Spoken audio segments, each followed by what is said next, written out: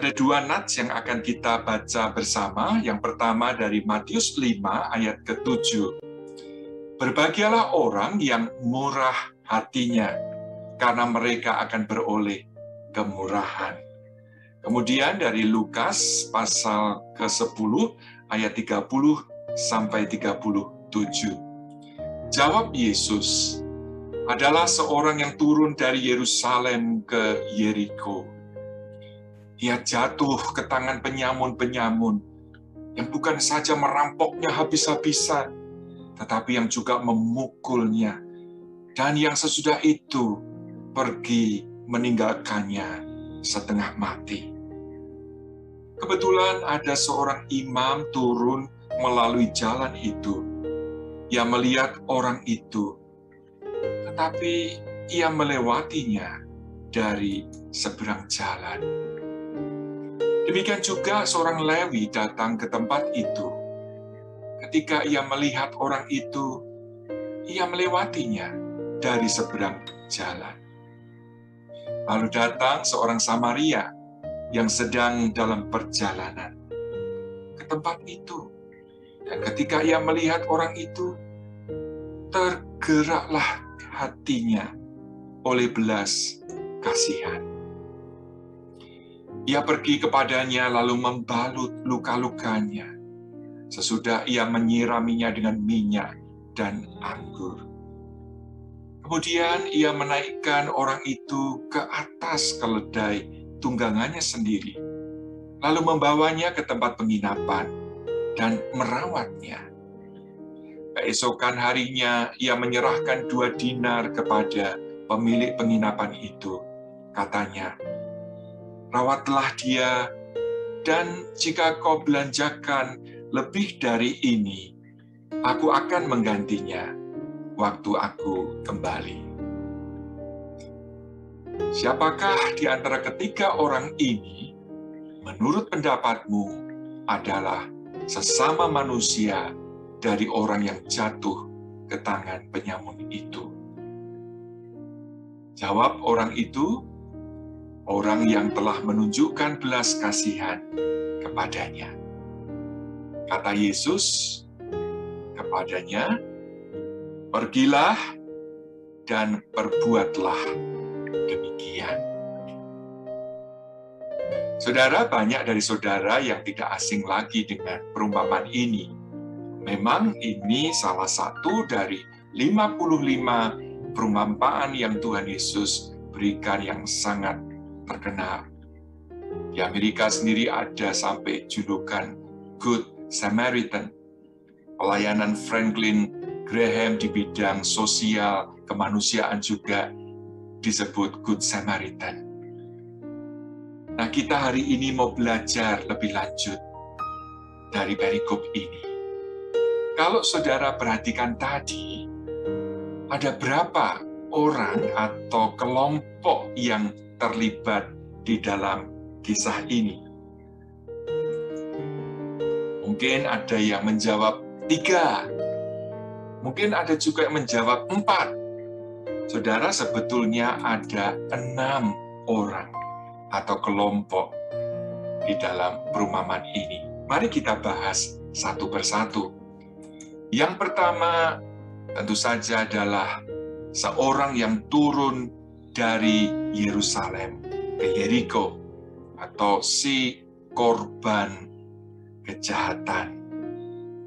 Saudara, jarak dari Yerusalem ke Yeriko sebetulnya tidak terlalu jauh, apalagi untuk kita hari ini, sekitar 50-60 km, jadi seperti jarak Kudus ke Semarang begitu. Tapi ingat, waktu itu belum ada jalan beraspal, belum ada kendaraan, sehingga memang jarak seperti itu bisa ditempuh seharian, bahkan lebih. Nah, di samping itu, kalau saudara lihat di gambar ini, Yesus tadi katakan turun. Memang saudara, Yerusalem itu ada di ketinggian yang kira-kira 500 meter lebih tinggi dari Yeriko. Jadi kalau saudara lihat di sini, yaitu terus turun. Jadi saudara, perjalanan yang sebetulnya tidak panjang itu membutuhkan satu kehati-hatian karena banyak batu-batuan yang terjal, tebing-tebing yang harus dilewati. Seperti ini, kalau saudara lihat, ini foto dari salah satu bagian dari Yerusalem sampai ke Yeriko. Ini mungkin bisa lebih jelas saudara lihat. Nah, Alkitab atau Tuhan Yesus tidak menjelaskan secara detail tentang siapa si korban. Kita tidak tahu berapa usianya, kita juga tidak tahu profesinya, apakah seorang pedagang yang kaya sehingga menarik perhatian perampok. Mereka pikir, wah pasti ini bawa banyak uang atau mungkin perhiasan. Atau mungkin dia hanya seorang petani biasa. Nah, pada saat dia melewati satu tempat di jalanan itu, dia disergap, dirampok hartanya. Dan bukan cuma itu saja, dia dipukuli, saudara, sampai hampir mati. Saudara, orang yang pertama ini mewakili korban-korban tindak kejahatan, di mana kita bisa membaca berita, mendengar bagaimana orang-orang menjadi korban dari entah itu pencurian, penipuan, perampokan, bahkan juga penculikan seperti yang dialami 3 gadis muda ini, yang tidak jarang juga perkosaan. Nah, inilah situasi di mana kita hidup, saudara. Banyak orang seperti seorang pria yang turun dari Yerusalem ke Yeriko dan mengalami musibah, menjadi korban kejahatan. Orang yang kedua atau kelompok kedua di dalam perumpamaan ini adalah para penyamun. Nah, saudara, mereka adalah orang-orang yang malas bekerja, tetapi mau hidup enak dengan cara merampas harta orang lain. Saudara, mereka juga kejam, bukan saja mengambil harta atau pakaian dari pria tadi, tetapi juga memukuli dia sampai berdarah-darah. Nah, sayangnya orang seperti itu juga kita jumpai sampai hari ini. Orang-orang yang jahat, orang-orang yang kejam, saudara. Mereka yang tidak memperdulikan orang lain. Bahkan mereka tega untuk mencelakai orang lain. Yang ketiga, saudara, disebutkan tadi tentang seorang imam. Saudara, di Perjanjian Lama, imam memiliki status sosial yang tinggi, orang yang dihormati, karena imam adalah wakil umat untuk datang kepada Allah. Pada waktu itu, umat Israel kalau ingin datang kepada Tuhan, Allah, Yehova, atau Yahweh, mereka tidak bisa secara langsung, tetapi melalui imam. Juga ketika mereka mau membawa persembahan, melalui imam itu yang memimpin. Nah, saudara, diceritakan oleh Tuhan Yesus, imam itu kebetulan melewati jalan itu, dan dia lihat ada seorang pria terkapar, tidak berdaya, di jalan itu sendirian. Tapi sayangnya, dia tidak memperdulikan. Dia malah menghindari melewati jalan seberang, saudara. Nah, kita tidak tahu secara pasti apa yang ada di benaknya. Mungkin dia merasa, ya salahnya sendiri, kenapa tidak hati-hati? Atau mungkin dia berpikir, Ya, mungkin itu hukuman Tuhan untuk dia, mungkin sudah ada dosa yang dia lakukan.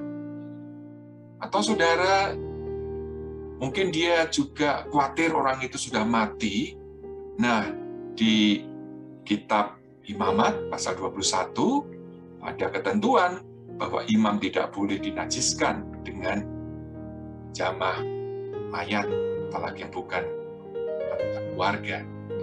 Atau mungkin juga dia baru saja melayani di Yerusalem, di bukit atau Gunung Sion, sehingga dia mau buru-buru sampai di rumah, dia sudah lelah begitu. Nah, imam ini melambangkan para rohaniawan, hamba-hamba Tuhan, pelayan Tuhan, saudara, yang memang tugas mereka adalah membimbing umat untuk datang kepada Tuhan, mendoakan, juga mengajarkan firman Tuhan. Tapi saudara, tidak jarang tugas-tugas rohani seperti itu membuat hamba-hamba Tuhan seperti imam tadi kurang punya kepekaan sosial, kurang punya kepedulian terhadap kebutuhan jasmani atau penderitaan fisik dari orang-orang di sekelilingnya. Tidak jarang para rohaniawan hanya mau melakukan hal-hal yang dalam tanda kutip berkaitan dengan doa, firman, dan hal-hal rohani saja. Yang keempat, saudara, disebutkan ada seorang Lewi yang juga melewati tempat itu. Nah, di Perjanjian Lama disebutkan bahwa para imam yang Allah dirikan, ya. Nah, perlu saudara tahu sebelum Musa sebetulnya sudah ada imam seperti Imam Melkisedek, juga bangsa-bangsa lain punya imam sendiri. Tetapi imam di dalam sistem hukum Taurat itu hanya boleh diberikan kepada keturunan Lewi. Jadi Lewi di sini adalah salah satu suku dari 12 suku Israel, di mana para imam itu diangkat. Jadi mungkin papah dari pria ini ataupun kakak atau adiknya ada yang jadi imam, tapi dia sendiri tidak menjadi imam. Tapi disebutkan dia seorang Lewi. Nah, saudara, dia juga lewat tempat itu, lihat pria itu, tetapi juga tidak berbuat apa-apa. Mungkin dia merasa takut. Wah, jangan-jangan itu trik, jebakan. Nanti kalau saya berhenti, saya juga disergap. Jadi dia mau menyelamatkan diri, saudara, tanpa memperdulikan penderitaan pria tadi. Nah, Lewi mungkin juga bisa kita sebutkan mewakili orang-orang Kristen pada umumnya, di mana ya tiap minggu ke gereja, berdoa, memuji Tuhan, tetapi seperti orang Lewi tadi, saudara, ketika diperhadapkan kepada orang-orang yang membutuhkan pertolongan, yang membutuhkan bantuan, tapi bersikap masa bodoh. Nah, syukurlah saudara ada tokoh yang kelima yang disebut sebagai seorang Samaria. Saudara, orang Yahudi memandang rendah orang Samaria. Mereka tidak menganggap orang Samaria itu keturunan Yahudi. Kenapa? Karena menurut sejarahnya, orang-orang Samaria adalah keturunan campuran antara bangsa Israel dengan bangsa-bangsa yang lain. Nah, itu sejarahnya di sekitar tahun 720-an ketika Asyur mengalahkan kerajaan utara. Sebagian orang Israel dibawa ke pembuangan, sebagian ditinggal di tanah air mereka. Tapi juga bangsa-bangsa lain dibawa ke Israel, saudara. Dan bangsa-bangsa ini menikah dengan orang Israel. Lalu keturunannya ini menjadi orang Samaria atau suku Samaria. Saudara, orang-orang Samaria ini juga percaya hukum Taurat, khususnya kelima kitab Musa. Tapi tempat ibadah mereka itu bukan di Yerusalem, tapi Gerizim, saudara. Nah, bagi orang Yahudi, orang Samaria itu direndahkan. Tetapi di sini, di dalam kisah yang Yesus ceritakan, justru saudara, ketika orang Samaria ini lewat ke tempat itu dan melihat ada seorang laki-laki yang terkapar, tidak berdaya, dia disebutkan tadi tergerak hatinya oleh belas kasihan. Dia tidak memperdulikan apakah itu orang Yahudi atau Samaria. Dia juga berani mengambil resiko kalau dia menjadi korban. Yang menjadi perhatian dia adalah bagaimana bisa menyelamatkan pria yang dalam kondisi babak belur, penuh luka itu. Saudara, dia berhenti, turun dari keledainya, dan dia menolong korban kekerasan itu. Dia keluarkan minyak yang mungkin mahal, saudara. Juga ramu-ramuan, oleskan di bagian tubuh yang terluka. Bukan cuma itu saja, saudara, sebetulnya dia mungkin ya sudah cukuplah, sudah ditolong. Dia lihat kondisi laki-laki itu parah, kalau ditinggal mungkin juga akan mati, saudara. Nah, dia kemudian angkat pria itu, lalu dia taruh di keledainya. Dia berjalan, saudara, entah berapa jauhnya mencari tempat penginapan terdekat. Setelah sampai di tempat penginapan, dia turunkan, dia bawa pria tadi ke ranjang, dan disebutkan malam itu dia merawat laki-laki itu. Sampai keesokan harinya, dia harus melanjutkan perjalanannya. Tapi dia masih menaruh perhatian kepada korban kejahatan itu. Dia tahu dia masih membutuhkan perawatan. Nah, dia sekarang tidak bisa melakukan itu. Apa yang dia lakukan? Dia panggil pemilik penginapan. Lalu dia beri 2 dinar. Dia bilang, tolong ya, lanjutkan rawat laki-laki ini. Dia membutuhkan pertolongan. Kalau kamu membelanjakan obat atau keperluan dia lebih dari 2 dinar, nanti aku pulang, aku akan ganti. Nah, 2 dinar waktu itu, saudara, itu setara dengan upah 2 hari. Kalau di California, ya sekitar $200 lah minimum itu. Kalau di Indonesia ya sekitar 500.000 begitu. Jadi dia itu betul-betul memikirkan bagaimana bisa menolong korban yang sudah setengah mati itu supaya bisa survive, bisa sembuh, bisa pulih. Dan dia lakukan apa yang dia bisa lakukan. Dia mengorbankan waktunya, tenaganya, juga dia bagikan hartanya untuk seorang asing yang dia tidak kenal, saudara. Nah, sebetulnya orang Samaria yang baik hati ini menggambarkan siapa? Bapak Agustinus yang dijuluki sebagai Bapak Gereja percaya kalau orang Samaria yang baik hati ini sebetulnya menggambarkan Tuhan Yesus sendiri. Bukankah Tuhan Yesus juga seorang yang penuh belas kasihan? Dia sendiri datang ke dunia itu saja sudah menunjukkan betapa dia mengasihi umat manusia. Walaupun manusia memberontak kepada Allah, melawan kehendaknya, tetapi Allah mengerti kalau Allah tidak berbuat sesuatu, manusia akan binasa. mati dalam kekekalan di neraka. Itulah sebabnya Allah yang penuh kasih, saudara.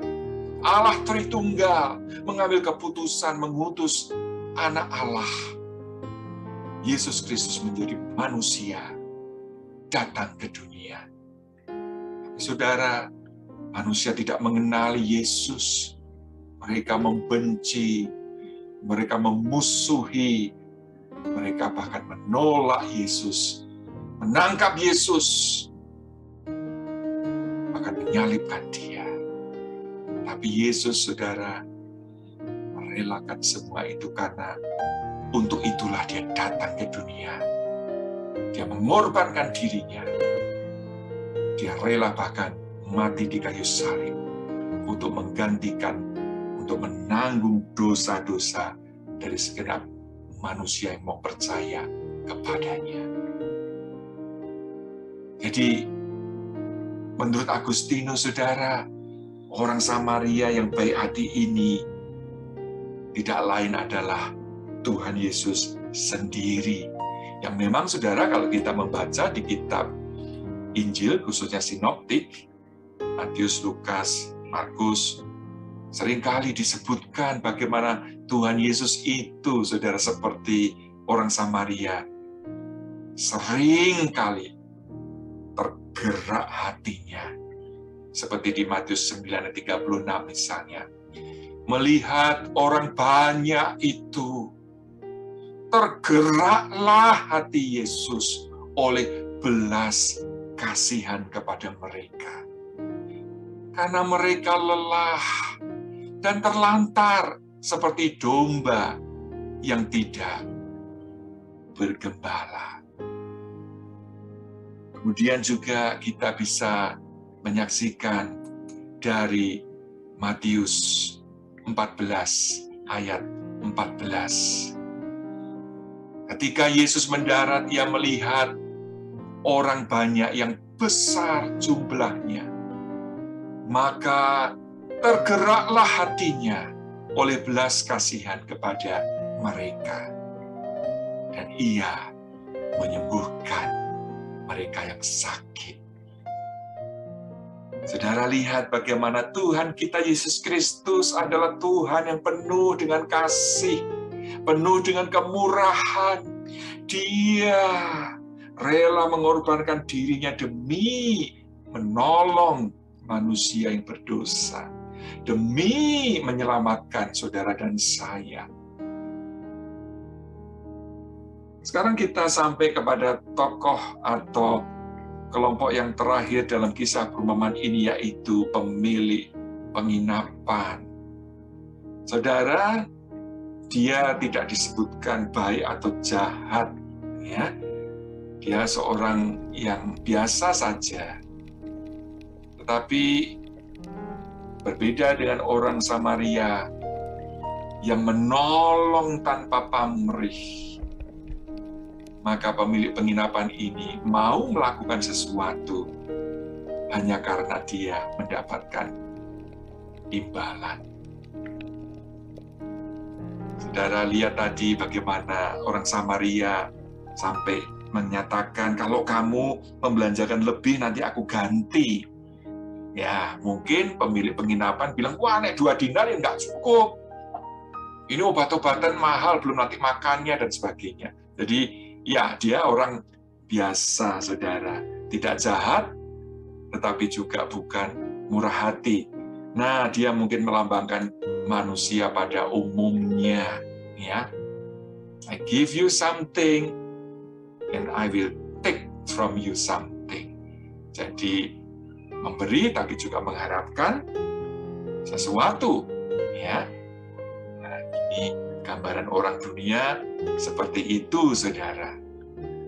Filsafatnya, ya, milikmu, aku tidak akan ganggu, gitu. Tapi milikku, ya milikku. Kamu tidak bisa mengganggu aku, minta bantuan dan sebagainya. Nah, seringkali orang dunia seperti itu. Kalau orang yang jahat tadi, itu filsafatnya milikku, milikmu, milikku. Jadi saudara, orang kedua yang jahat tadi, dan orang-orang yang saat ini belum mengenal Tuhan, yang hatinya jahat, yang tamak, mereka bukan saja tidak mau berbagi, tidak mau menolong orang lain, memberi kepada orang lain, tetapi punya orang lain, dia ambil, saudara, dia rebut. Nah, orang Samaria, saudara, punya pandangan yang berbeda. Dia menyadari bahwa miliknya, atau kalau saya sebagai orang Samaria, itu saya bisa berkata, milikku adalah milik Tuhan. Semua yang ada padaku, harta, tenaga, talenta, semua kehidupanku, itu milik Tuhan. Nah, karena orang Samaria punya pandangan seperti itu, dia mengerti bahwa kalau Tuhan memberi dia berkat, maka itu bukan dimaksudkan untuk dirinya sendiri. Ketika dia melihat ada orang lain yang mengalami kesulitan, yang perlu ditolong, yang perlu diberi bantuan, karena orang Samaria tahu bahwa semua itu dari Tuhan, dan Tuhan mau dia lakukan itu, maka dia lakukan itu, saudara. Milikku adalah milik Tuhan. Nah, saudara, dari keenam macam orang tadi, saudara termasuk orang yang mana? Nah, saya harap, saya berdoa, tidak ada yang menjadi orang pertama yang menjadi korban tindak kejahatan. Kiranya Tuhan melindungi senantiasa saudara sekalian. Nah, saya juga percaya, saudara semua, jemaat GKMI Kenari, tidak ada yang menjadi orang nomor 2, yaitu para penjahat yang kejam tadi.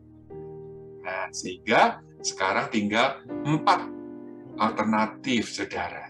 Saudara termasuk seperti sang imam, Lewi, Samaria, atau pemilik tempat tinggal penginapan.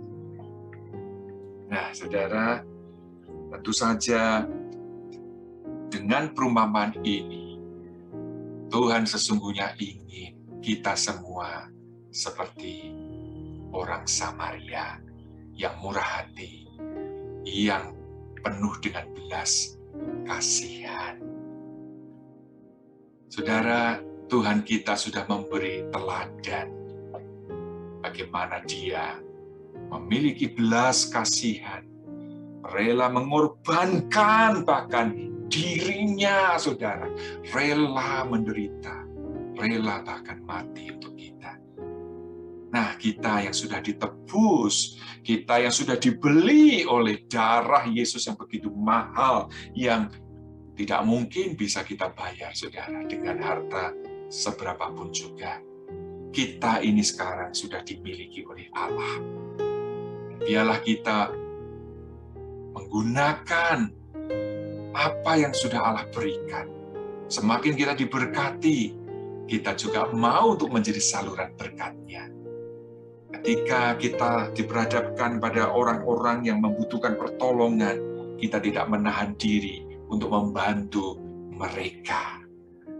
5 ayat 7, berbahagialah orang yang murah hatinya karena mereka akan beroleh kemurahan. Saudara, kalau kita memiliki kemurahan hati, Yesus katakan kita orang yang berbahagia.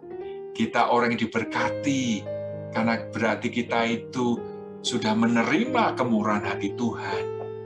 Karena kita tidak bisa murah hati dari diri kita sendiri, saudara.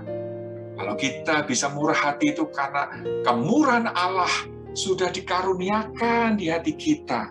Itulah sebabnya kita sekarang memiliki kemurahan hati. Dan ternyata, saudara, ketika kita membagikan berkat Tuhan kepada orang lain, menunjukkan kemurahan hati kita kepada sesama, ternyata juga ada berkat yaitu kita beroleh kemurahan. Nah, berkat ini sudah pasti akan Tuhan berikan saat kita nanti berjumpa dengan Dia di surga. Ada upah, ada mahkota bagi orang-orang yang melakukan firman Tuhan. Tetapi saudara, seringkali berkat itu juga Tuhan berikan saat kita masih hidup di dunia ini. Banyak kesaksian orang-orang yang belajar menerapkan kemurahan hati dengan tanpa motif yang keliru. Mau ingin menjadi berkat, ingin dipakai Tuhan. Ternyata saudara, di luar dugaannya, Tuhan memberkati, mengganti. Nah, saya ingin memberi satu kesaksian tentang hal ini, saudara. Nah, sebelum berangkat, saya buat anggaran tentang kebutuhan saya nanti. Saya akan melanjutkan studi lagi, sehingga saya membutuhkan komputer. Sehingga saya bersama Ibu Irani sudah menyusun, ini nanti anggaran untuk membeli komputer saat kami nanti di Amerika.